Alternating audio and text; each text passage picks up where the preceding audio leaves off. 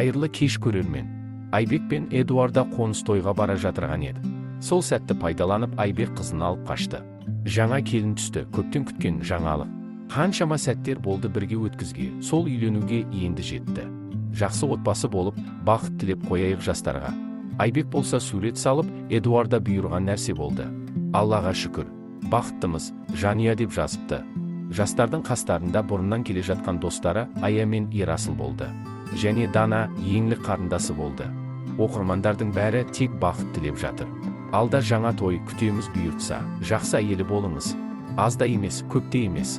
Бұл кез келген анаға ұнайды және ол риза болады. Ұлының қарны тоқ, ұқыпты жүргенін көрген ана бақытсыз болмайды және сізге ашулана алмайды. Егер тіпті енеңіз сізге әділетсіздік көрсетуін жалғастыра беретін болса, сізді күйеуіңіз қорғайды. Тіпті күйеуіңіз қандайда бір жолмен сізді ренжітетін болса, сіздің жақсы әйел болуға деген шынайы күш-жігеріңізді көрген енеңіздің өзі сізді қорғайтын болады. Ал мұндай артиллерияға бірде-бір ерке қарсы тұра алмайды. Сондай-ақ енеңізге отбасыңыздағы барлық нәрсе сіздің бақылауыңызда екенін көрсетпеңіз. Сонда ол ештеңеге алаңдамайтын болады. Өйткені аналар еш уақытта ұлдарының етек асты еркек болғанын армандамайды.